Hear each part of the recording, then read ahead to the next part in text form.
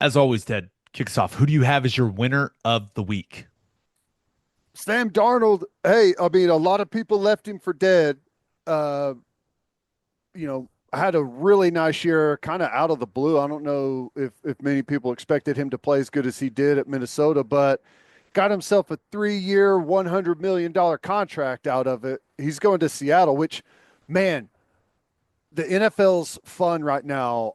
There are a lot of moving pieces at the quarterback spot, and I don't know, maybe this isn't an outlier, but it sure feels like there's a lot of quarterbacks trading teams musical chairs right now. What, Geno Smith to Vegas, Mm-hmm. Darnold to Seattle, which means you have to assume that the Vikings feel really good about JJ McCarthy. So that's going to be we're going to get to watch a new guy there.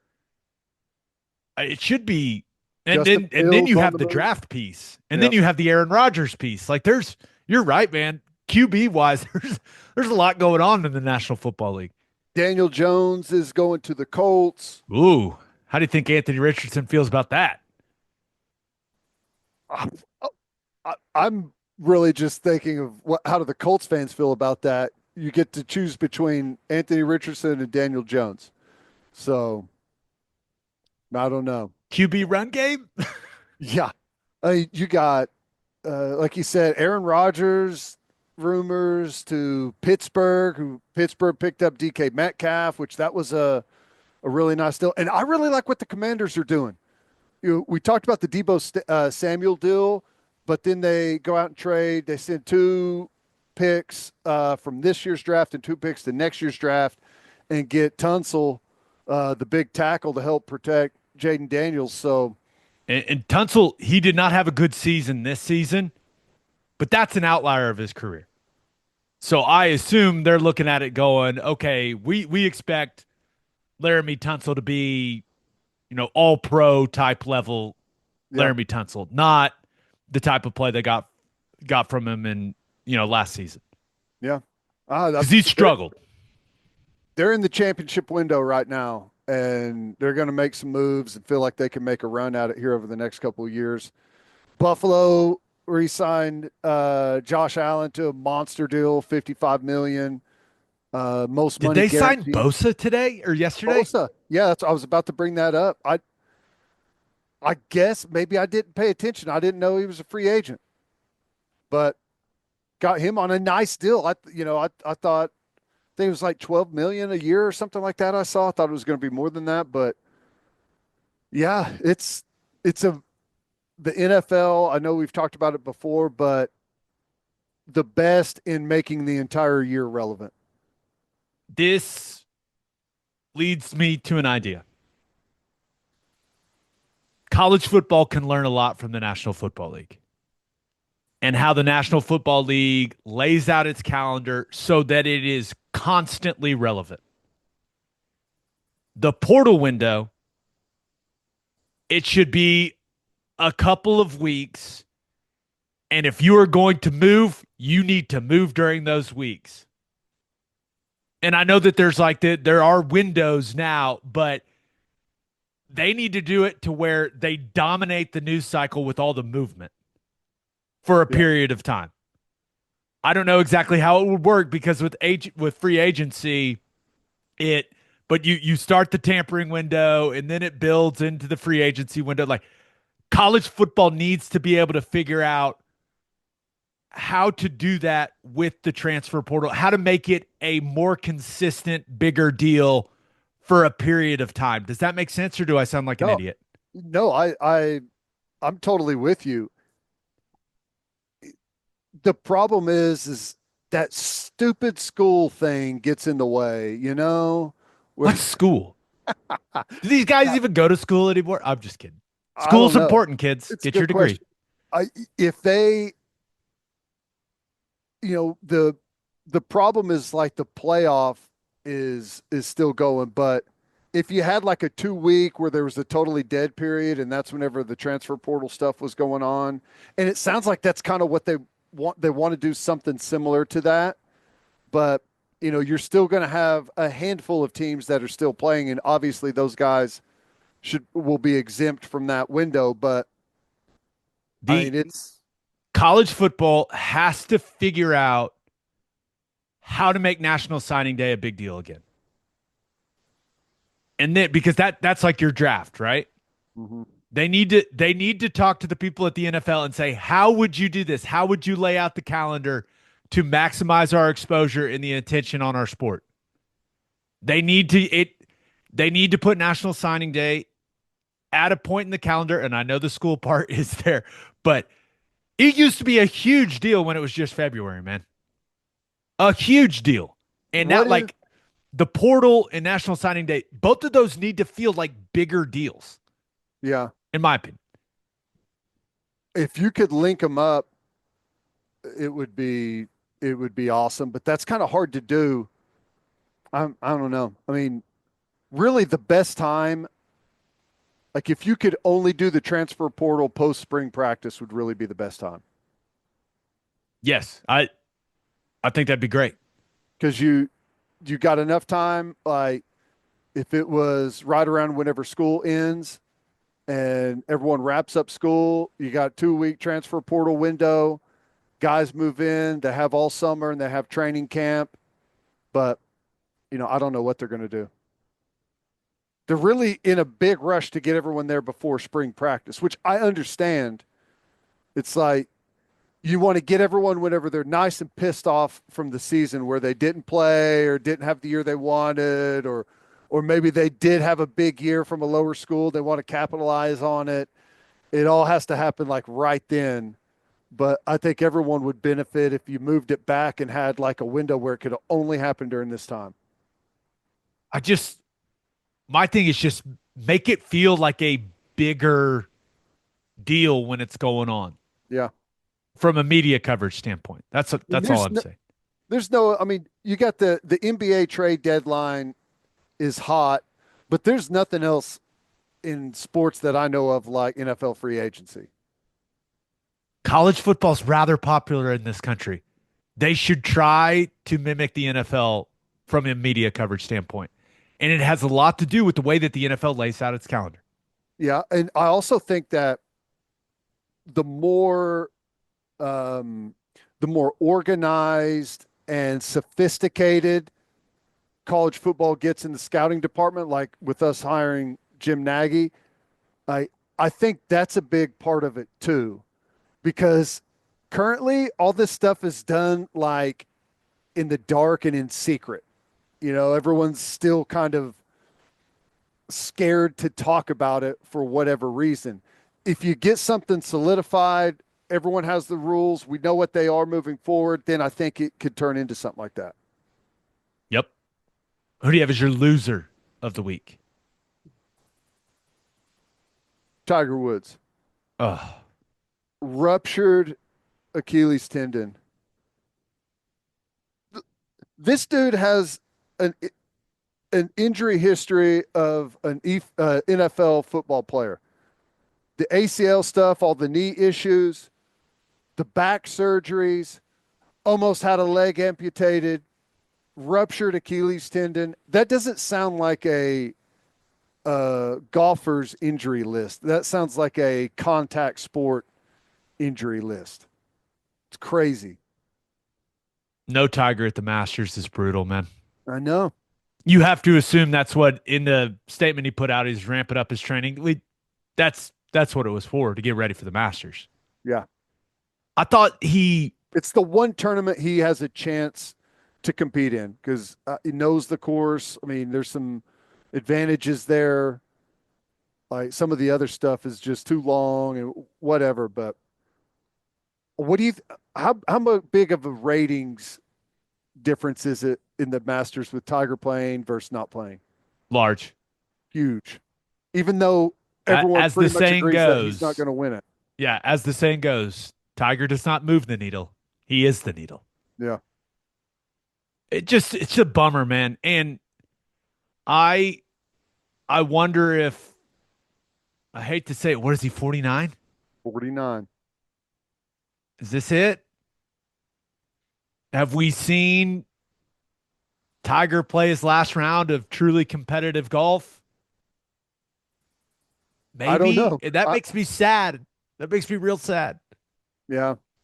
Um, it's really, I mean, they've had some big golfers, but I mean, and maybe it was a timing thing that Tiger Woods' entry into professional golf just it all kind of hit right at the right moment whenever golf needed it, and like right whenever you started to have, a little more access, and but it was still like the highlight ESPN era. I don't know. It was interesting. I don't know that you'll ever have another personality like that in the sport again. You may even have a better player, but does it all kind of come together in like the chosen one type of moment like it did for Tiger? I don't know. I just think from a media exposure standpoint, when I think about my lifetime, is it crazy to say that Caitlin Clark is the only thing that rivals that when it comes to just creating exposure for their sport? I mean, that's probably right. I mean, LeBron was Everything else has clearly, been like perfected. yeah, Everyone else LeBron has and already had Jordan, that moment but of where you take a sport that has fans and then you immediately engage mainstream, or just the everyday person is now interested in your sport. I mean, there's only a few frontiers left out there. Caitlin Clark did it with the WNBA, and Tiger with golf. The amount of golf fans that came to the sport just through him. I mean, the Drive to Survive Netflix series for Formula One in America.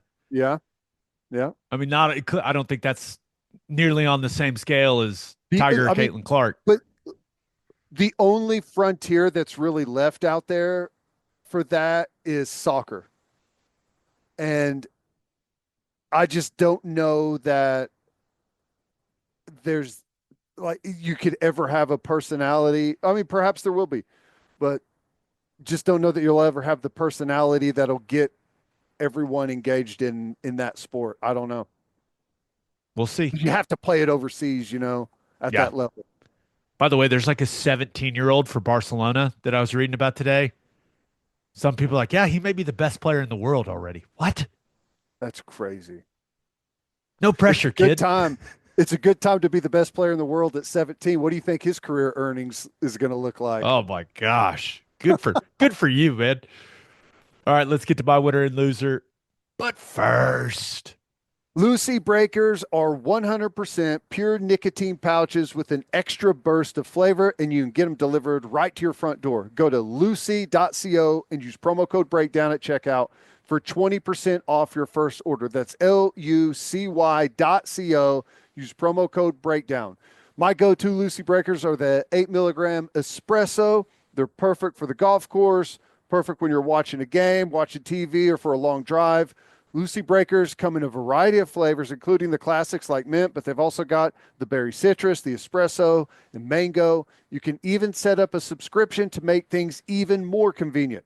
Level up your nicotine routine with Lucy. Go to lucy.co, use promo code breakdown for 20% off your first order. And here's the fine print. Lucy products are only for adults of legal age, and every order is age verified. Warning, this product contains nicotine, and nicotine is an addictive chemical. and guys, it is time to make the switch to the Ridge wallet. Go to ridge.com/OK breakdown to get up to 40% off your order. The days of the super fat wallet that hurts to sit on, those days are over, boys. Make the switch to this sleek, modern design that can hold up to 12 cards and cash. And I love this little elastic band right here. Ridge has over 50 colors and styles to choose from. Ridge has free shipping, a 99-day risk-free trial, and a lifetime warranty on all of their products. This is literally the last wallet you'll ever have to buy, people. Ridge wallets have RFID blocking technology that keeps you safe from digital pickpocketers. Right now, Ridge is having their once-a-year anniversary sale. Get up to 40% off at ridge.com/OK breakdown. Just head to ridge.com/OK breakdown to see their biggest sale of the year.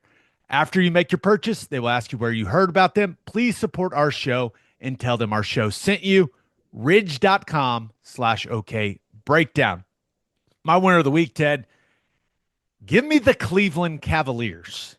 Oh, We we tend to focus on the Western Conference here yeah, that's because of right. the Thunder. Don't talk a lot of Eastern Conference, but Cavs didn't have Donovan Mitchell on Tuesday night, and they beat the Brooklyn Nets in comeback fashion. Now, that's not impressive. The Nets aren't any good. But what is impressive is it's the Cavs' 15th win in a row. Ooh, And it's the second time they've won 15 games in a row this year. ooh, I think they started the season 15 and 0. And that that's is a franchise record. So they have set the franchise wins record, consecutive wins record, two different times this year. that's They haven't lost since February 4th, dude. that's a long time. Yeah, you're right. They did start 15-0. That's crazy. They're good. Wow. So Yeah. I am I'm not entirely sure if they can go win it all. The thing that has me a little hesitant with them is they have small guards. Now their small guards are excellent. Darius Garland is awesome. Donovan Mitchell is awesome. But they're not big guys, especially when you think about some of the length that Boston has, some of the length that the Thunder have. Like they it'll be interesting to see what ends up happening. But they do have gigantic guys with Mobley and Jared Allen. But I am just I'm really impressed with that team. They're 55-10. They're 30-4 at home. They also have they started off 15-0, and then a couple weeks go by, and then they also had a 12-game win streak. So they've had two 15-game win streaks and a 12-game win streak in their season. That's crazy. It's pretty impressive, but I'm starting to really think about things for the Thunder, and I'm looking at, well, if they match up with the Cavs, we need the Cavs to lose a few games here if we want to have home court in the NBA Finals, you know. So I'm starting to, in a weird way, I appreciate the Cavs, but I think I'm starting to root against them. I don't know if that makes me a bad person or not, but I want them to lose some games. Yeah, it's crazy. That is that's wild. They have an That 8-game lead over Boston right now. yeah. 42 of their 55 wins have been streaky. They That's may pretty not be done. impressive. They have been a very, very consistent team. It's the first time since the 06-07 Suns that a team has had two 15-game win streaks in a season. Wow. Pretty dang good, man. That is. That's awesome. People thought that they may never bounce back after LeBron left, and hey, look at the Cavs go. Congratulations, Cleveland fans. You need it. You need it somewhere. Not happening on a football field currently. There's not a there's no dark cloud of a quarterback contract hanging over the Cleveland Cavaliers. My loser of the week. Thought about going with Southwest Airlines. Huh. Southwest Airlines. You're the free check bag people. That's what you are. People wait in the lines and do the whole cattle call thing because of the free check bags. Now, Art, did I see a while back that they're changing that as well? They're going back to the assigned seats. Oh, they're doing that too. I I could be wrong on that, but I feel I like I saw that somewhere. well, all I know is starting May 28th, you're paying for bags on Southwest. Unless you're business select or whatever. Goodbye I to an hate that. era. I hate that. I rarely fly Southwest now since they took the Dallas Love Field flight.